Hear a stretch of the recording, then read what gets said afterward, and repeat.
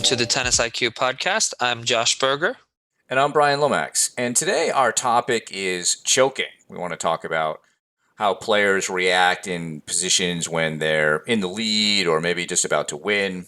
And what prompted Josh and I to discuss this is an email that I received about a junior player who's experiencing these feelings. And so I'll just paraphrase the email for us so that we can set some context. So this particular player, he's a good player, tournament player.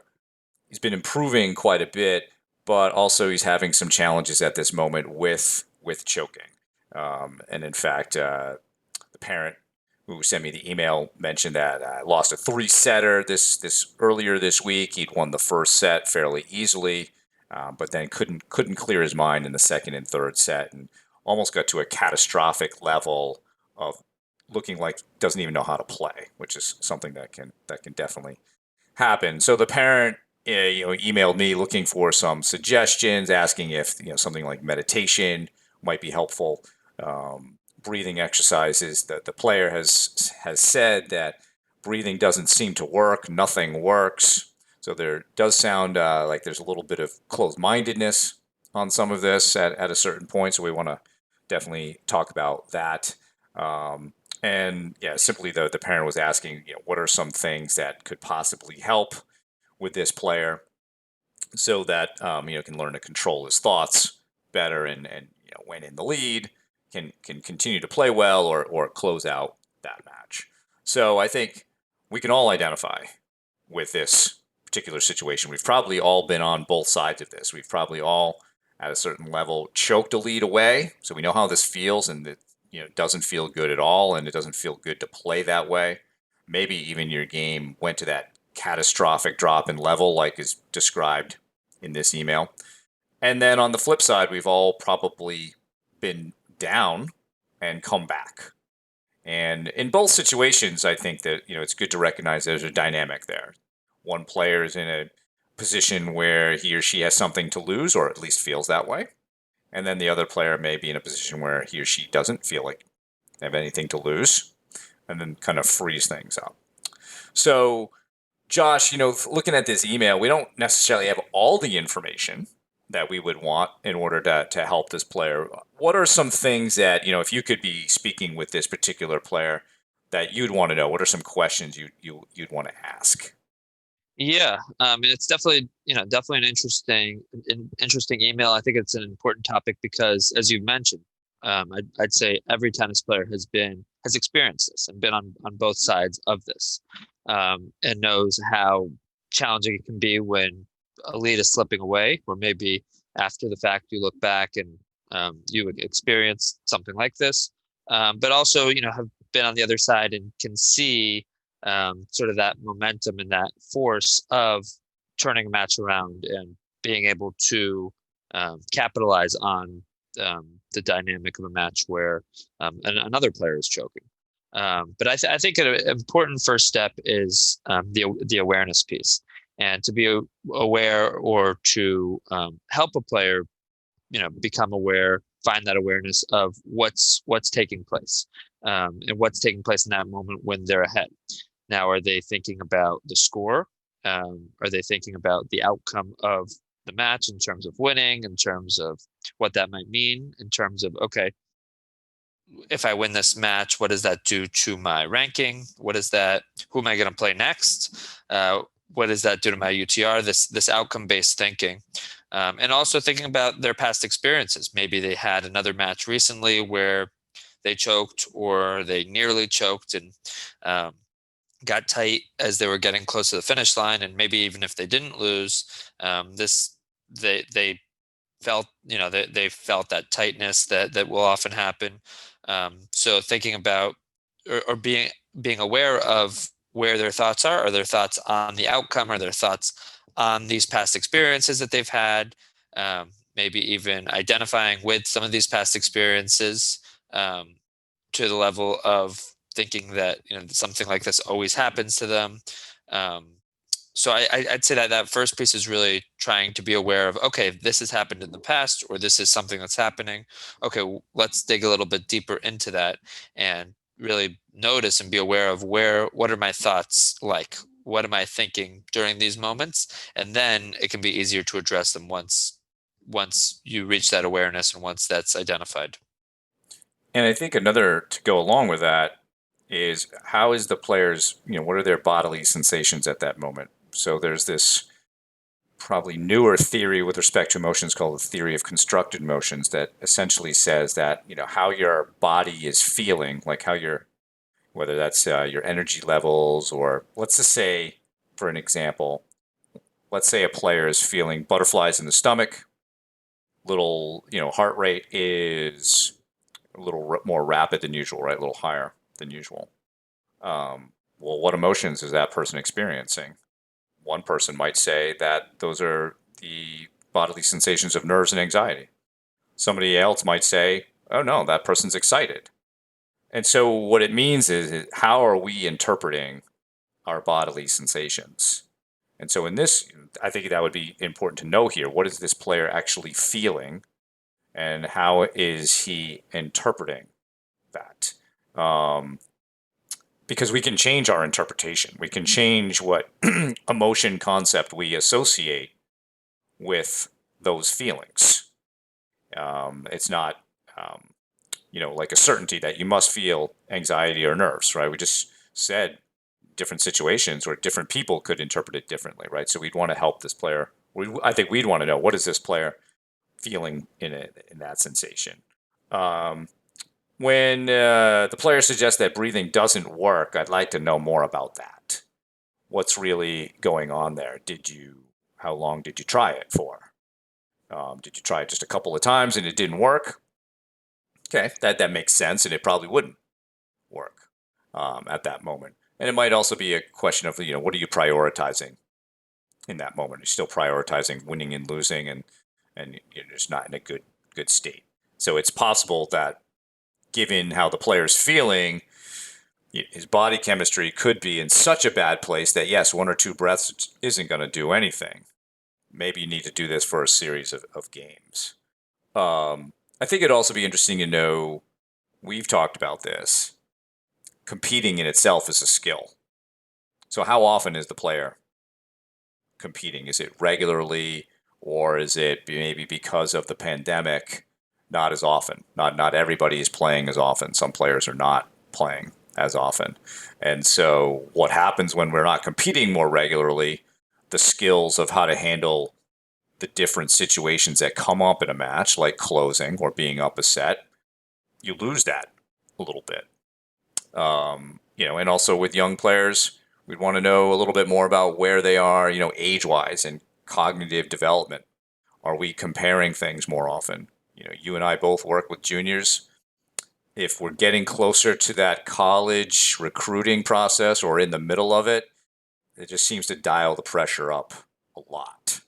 So there might also be, are there other outside forces creating more pressure? As you were saying, Josh, out on the court, you might be thinking about, what's my UTR, my ranking, and so forth. So those are sort of like outside sources of interference. And so I think that would really be the first thing we would both want to do, is get that complete picture of what's really going on.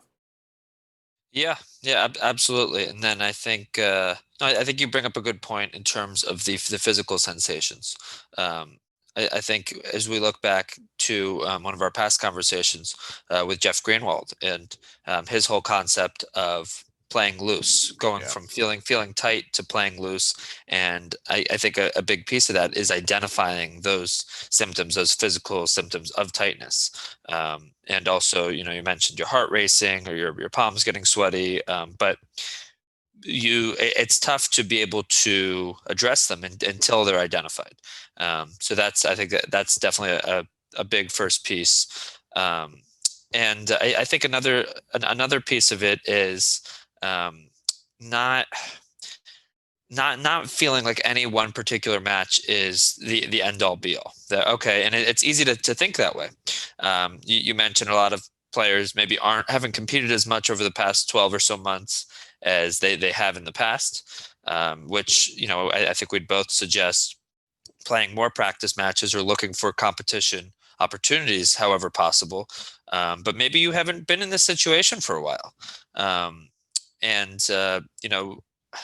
if it's, I think it's easier to handle a situation like this if you've been there recently. Maybe you've had a lead almost slip away, and you can think back to those moments where, okay, I was up 5-2, and then they got the break back and they evened up the match, but I was able to regain my composure. I implemented certain techniques. Maybe it's breathing, maybe it's self-talk or some sort of, reminder system that you have. Um, but being able to think back to those matches, whether they were in official matches or something on the practice court, and also I think recognizing that this what we're talking about right now, and being able to I would avoid it, but also to address it in that moment is a skill. And recognizing that, okay, this match here that I'm playing, this is practice for my that next match that's coming up. Or if we're talking about a junior player, okay, yes, I really want to, would be great to win this match and have my UTR continue to rise, but this is also great practice for those higher pressure college matches that I'm playing on the horizon. Um, so I think there's a lot of dynamics at play. To me, it all starts with that awareness piece, but then also not identifying too much with any one particular result, or not placing too much importance on any one particular match, and having a more long-term perspective, thinking about, okay, are we building the skills needed um, to address this, and to be able to handle whatever sorts of situations might come at me. And that gets back to our everything is practice philosophy, Yep. and because that is really helpful when we're putting a little bit too much importance on any one match or tournament or whatever, right? It's all about helping us improve. And we have to have that long term perspective to do this. I think as you were talking, it also reminded me to throw out a caution to coaches and parents about how you talk about this with players. Because even the email that I received, we don't know what the conversation is between the parent and the player, but it almost sounded as if they're talking about it as if this is a pattern reality type of thing.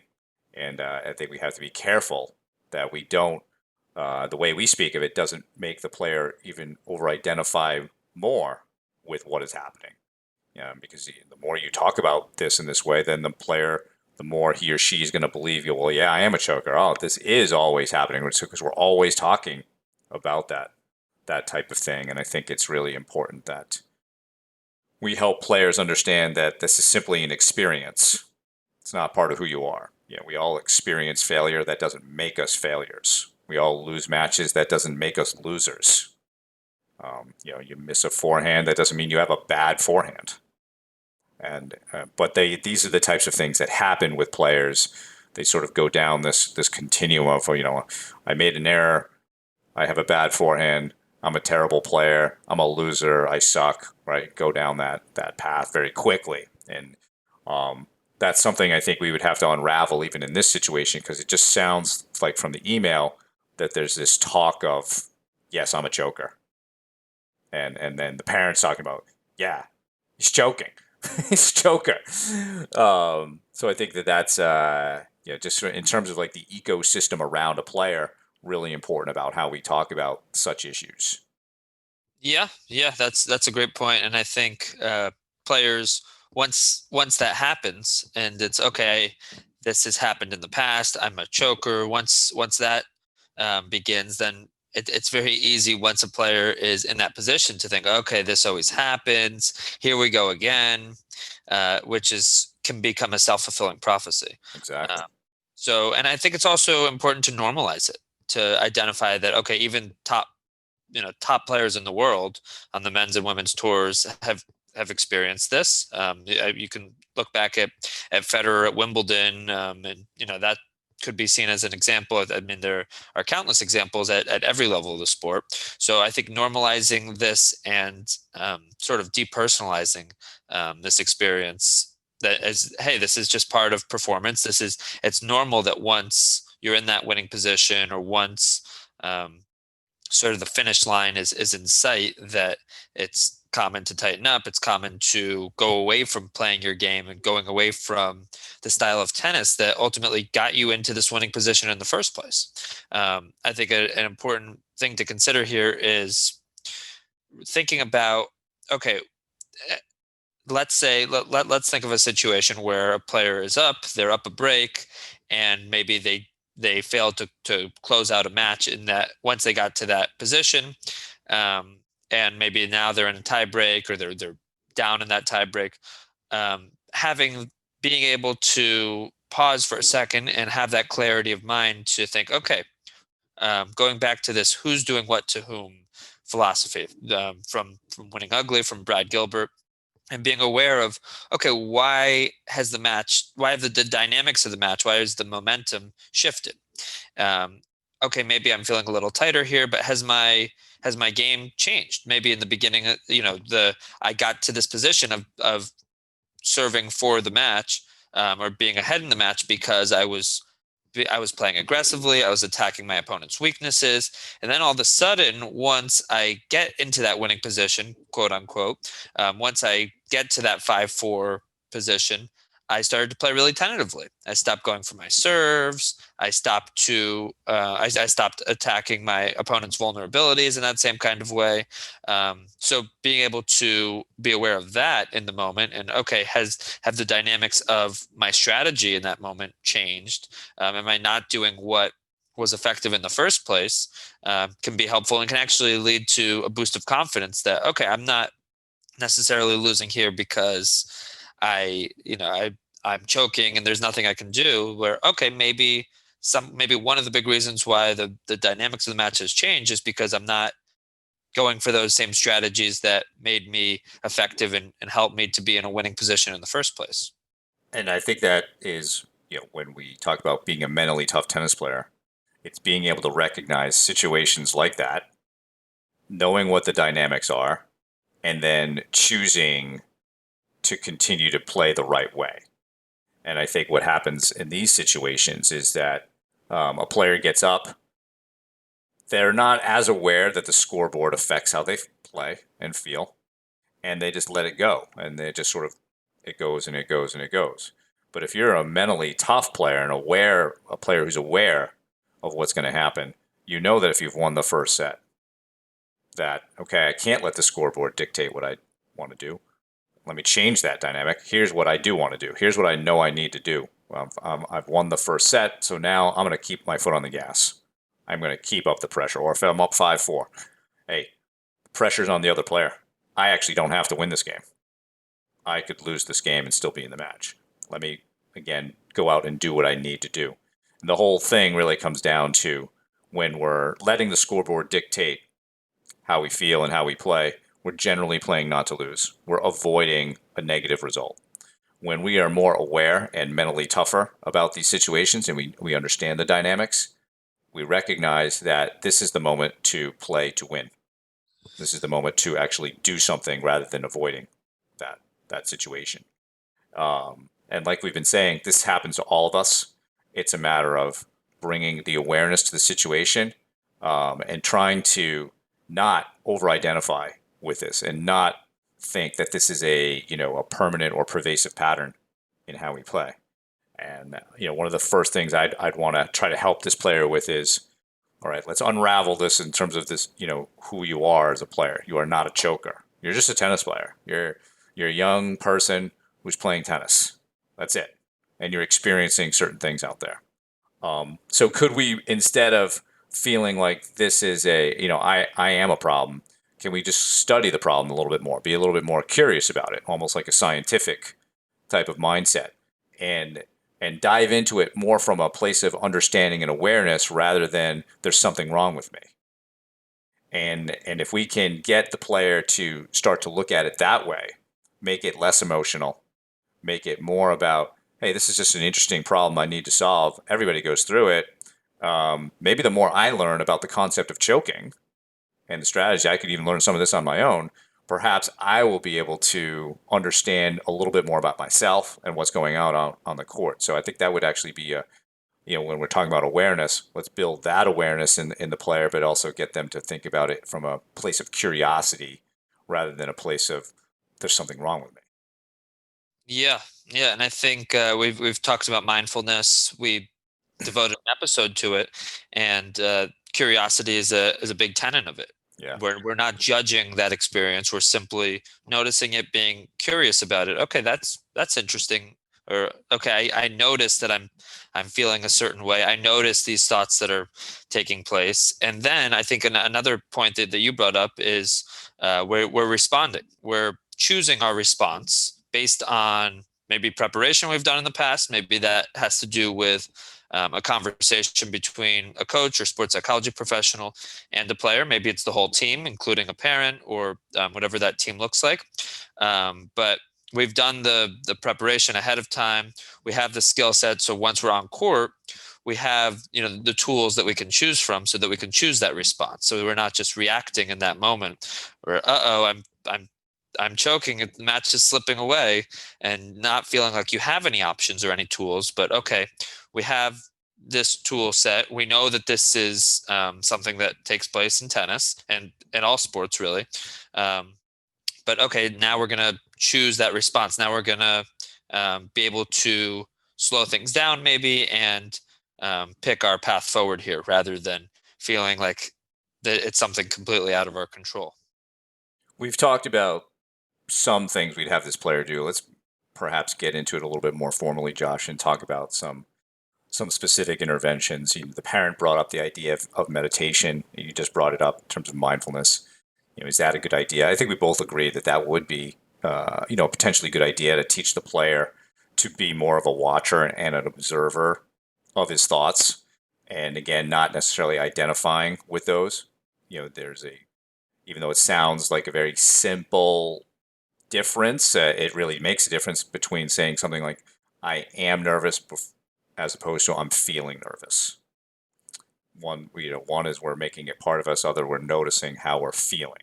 So we'd want to, I think meditation and mindfulness could help the player adjust that type of language and develop that non-judgmental type of thing. So, in response to the parent's question, is this a good idea? Yeah, I think it's certainly not anything that's going to be harmful to what the player is experiencing, right? And I think we would both agree that dealing with this situation is not a quick fix. Everything that we're going to talk about, I think, would have to be practiced and experienced over the course of a month or two or more, as we would work with this player. So beyond meditation, Josh, what are some other things that you think you would want to work on with this player? Yeah, I'd say one thing relating to meditation, relating to the question in the first place, where the parent says that they've tried meditation or they've tried deep breathing and nothing works. I would push back on that, and I know you would as well, in terms of developing the skill of mindfulness and recognizing that it does take time to build that skill set, where you wouldn't work on your forehand for one or two lessons, for a handful of lessons, and then say, okay, I'm done with that. Where this is something that has to be built over time. You need to spend the time practicing it, on a regular basis if you're going to find the benefits from it. So that's the first piece I would say. And that also sometimes, as we know, people will have better or worse experiences where they might feel that, okay, on this one particular day, I am able to observe my thoughts. I'm able to be that watcher, where at another time, okay, I'm feeling really distracted, or I'm identifying with my thoughts. So it's not an all or nothing type thing, but it really is a process and a skill that can be learned over time and developed. But as it relates to other interventions, visualization is definitely a big one, where we can work with players on preparing ahead of time, going through mental rehearsal, where, okay, let's put ourselves in that situation where we're ahead. how do we want to be? How do we want to be feeling? What are some of the behaviors that we want to be going through? What are maybe some of the routines that we want to be utilizing in that moment? Okay, let's put ourselves in that situation of now a different score where we've gone from 5-2 to 5-4 all of a sudden. Okay, can we visualize all of the different senses that we might be experiencing in that moment that we want to experience in that moment as well? So visualization is definitely a big one. I would also add in, and I think we've touched on it a little bit, utilizing self-talk, maybe having some reminders, whether that be in our bag or somewhere else, for that moment and to feel prepared. I think, to me, if a player is prepared, and we've talked about um, these eventual possibilities, then they're going to feel a little bit more confident and comfortable in that moment. They're not going to feel helpless. They'll feel that, okay, this is a normal part of tennis. I just need to um, address it and respond in the best possible way here. So I would point to self-talk and reminders, as well as visualization as some other interventions that could be helpful here. To go along with the visualization, I think we'd also want to perhaps begin that with a plan. And you mentioned the questions to answer. I think it's actually good to explicitly answer those questions about, okay, what is it? What should my attitude here be when I'm in this situation? Very often the attitude is more about avoidance or scoreboard related versus, something else where it could be getting the player to focus more on what they want to do. And we might also want to plan out in the visualization, okay, what are the emotions you want to feel? So let's just write those down. What is it you want to focus on in that moment? What are the things you'd like to see yourself doing there? Just so we have, not necessarily, it doesn't have to be scripted, although it could be, but that we have some really specific things that are going to be included in that visualization. So we're not just making it up on the fly. And, I've found that creating that visualization plan or that imagery plan can be very helpful so that players can read through it prior to doing that. And then is highly effective in that regard. We could have them, in terms of developing that attitude, because I really feel like attitude often drives performance. Work with them on developing and embrace the challenge mindset here. Because as we mentioned earlier, what we're really doing when we're going through this choking piece is we're avoiding certain things. We're trying to avoid losing or avoid losing our lead. So we want to embrace this situation. We want to take on this as a challenge. So, and however it comes out, if we embrace it, we can deal with that result better, win or lose, right? So I think I'm in full agreement on the visualization thing. I think, also with respect to preparation, Josh, the more we learn about how emotions are constructed, the more we realize it's related to how we feel. So, is the player getting enough sleep? Is the player eating correctly and well hydrated? So, what are the energy levels there? The better that is, the better the player will be able to construct the emotions that he or she needs in these moments. So if we've got a deficit in sleep, or if we're a little bit hungry or undernourished, we're more likely to have experience, unpleasant emotional states, in these types of situations. We want to make sure that that stuff is there from a preparation perspective. And I'd throw out to every athlete who listens to this, put a huge high priority on your sleep, and make sure that if you have some sort of event coming up that you feel is really important, prioritize your sleep 3 to 5 days ahead of time so that you're feeling really good in that regard. There's so many players I work with, I can tie their bad days to their sleep patterns, and it's uncanny how that works. And so, maybe this isn't for everyone, but I would say at least sort of 80-20 rule. 80% of us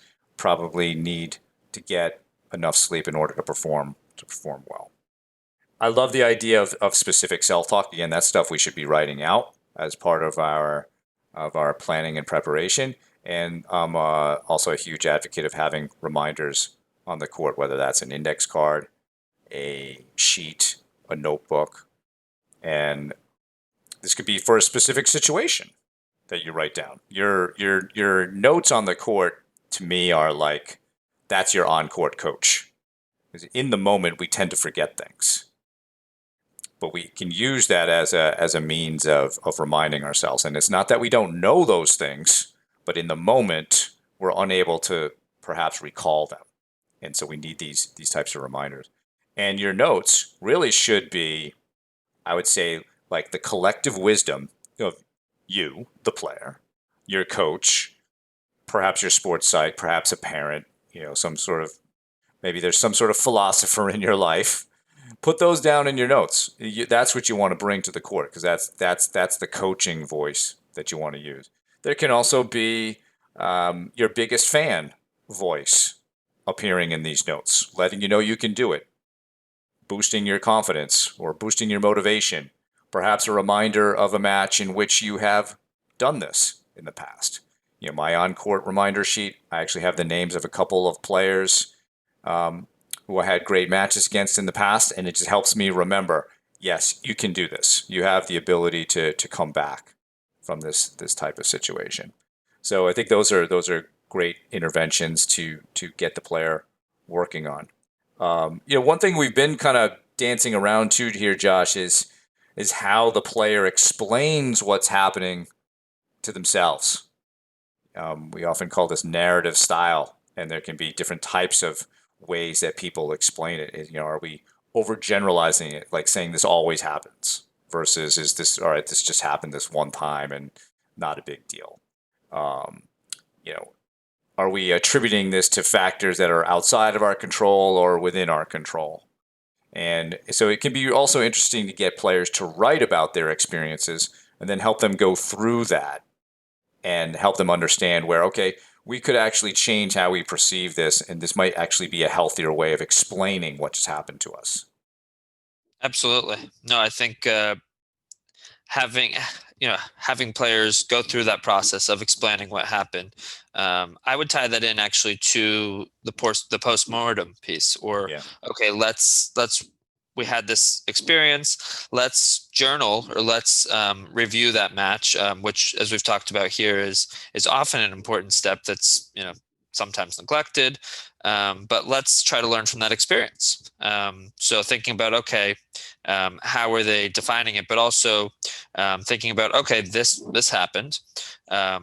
What what would we have done differently if we go through it again, or if we were to go through that again? What did we learn from that experience as well? So thinking about, we talk about learning from our wins and our losses, trying to learn from these experiences again, and being able to look back at them to say, okay, I've been through this in the past and I learned from it. I know now, if I were in this situation, what I do differently. Again, we talk about best practices in terms of trying not to identify too much with these experiences, but maybe a player looks back at that match and thinks, okay, I could have spent my changeovers a little bit better here. I could have looked back at that index card that I created. I could have focused more on my breathing during those changeovers.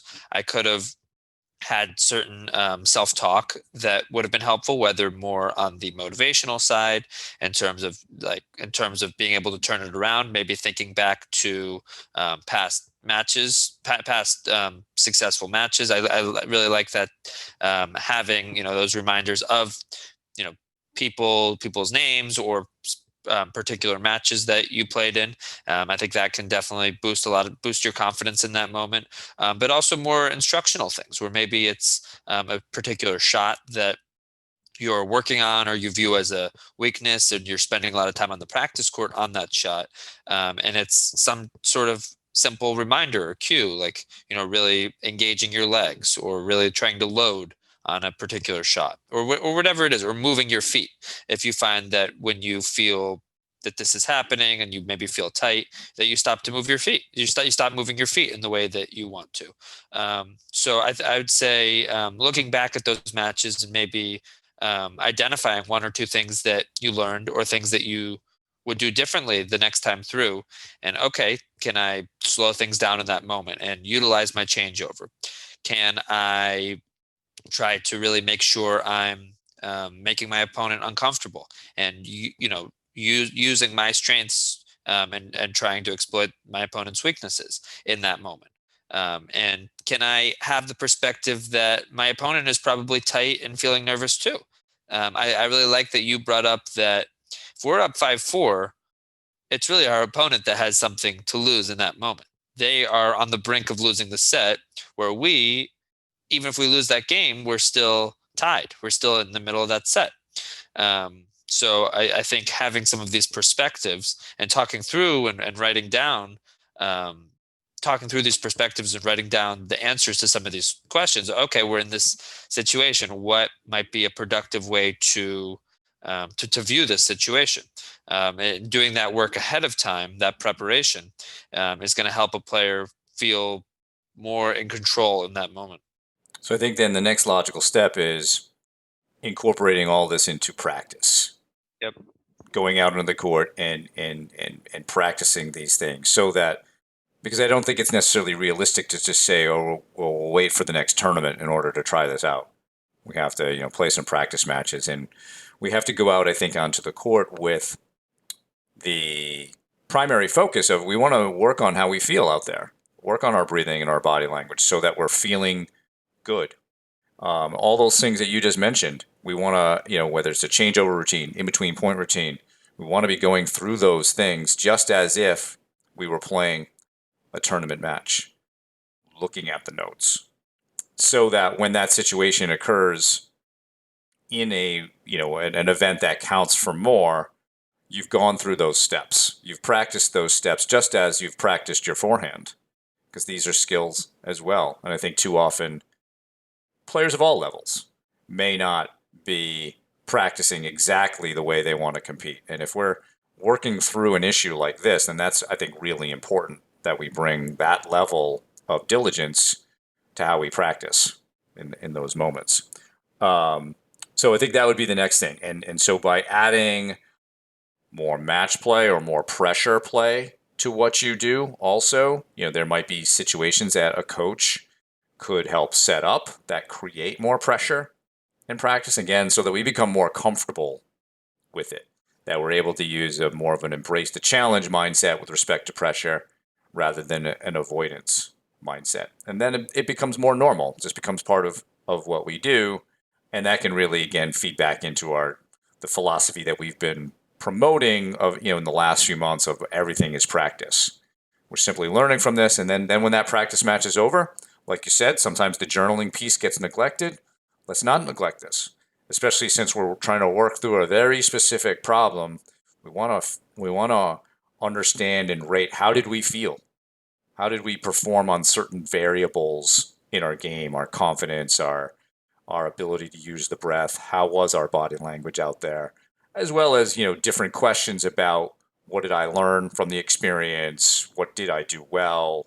What could have been better? Those types of things. So that reflection piece, which is often not done, is really critical if we want to address a larger problem like this, or something that's become a bigger problem, right? Something that perhaps the players has begun to over-identify with. It's going to take a lot of work to get through this, and a lot of that's going to happen in practice. And some of these things we've talked about are off the court. So yeah, there's meditation, but perhaps we would also instruct the player on relaxation training, learning what it's like to feel more relaxed, and that's off-court work that can be done, so that when you are doing some breathing on the court, you actually have an understanding of where you want to, what your end goal is there, what the end result of feeling loose and relaxed is. So, once we've gone through a lot of that stuff, then it's about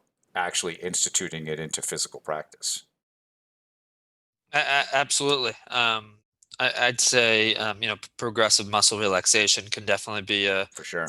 a helpful tool here for and if some of our listeners maybe haven't ever tried this out, there are certainly plenty of scripts online or And videos videos. that can Yeah. be helpful here. Absolutely.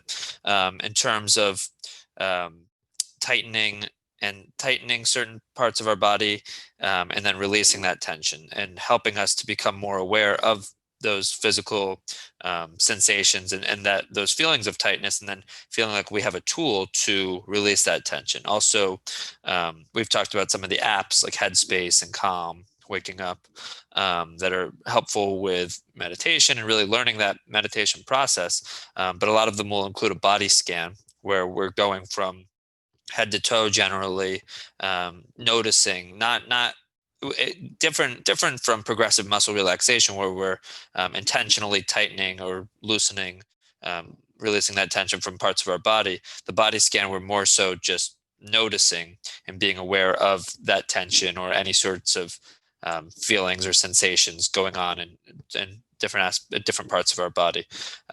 So I would say both of those tools can be helpful for identifying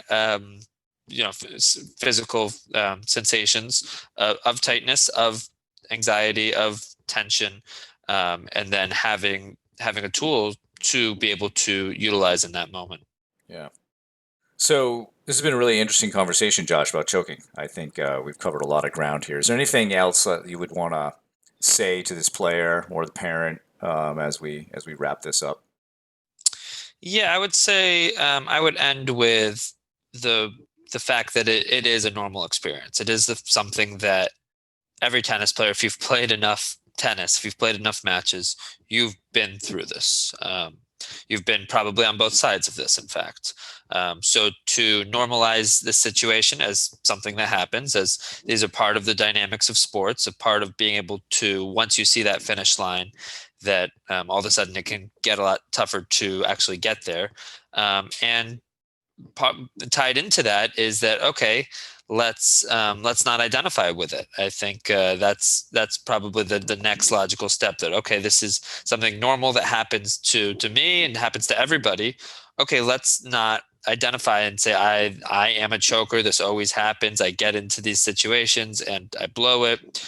No, let's think through, as we've talked about in this conversation, and have some contingency plans. Let's try to learn from our experiences. Let's try to understand the problem a little bit deeper, so that we can handle these situations better when they occur, because as long as you're playing matches, these situations will occur and you'll be on both sides of them. So to be able to understand the issue and understand that this can and will happen, but to feel that you're in control because um, you have the tools to handle it when you encounter it.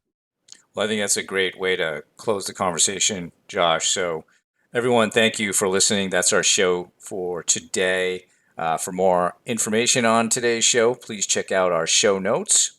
If you have any feedback or questions for us, please email us at tennisiqpodcast@gmail.com. You can also use the Twitter hashtag tennisiq. Additionally, please subscribe to the show on your podcast platform of choice, which includes YouTube, so you can be notified of new episodes. We're also posting new episode notifications to our Instagram account. Thanks again, and we will talk to you soon.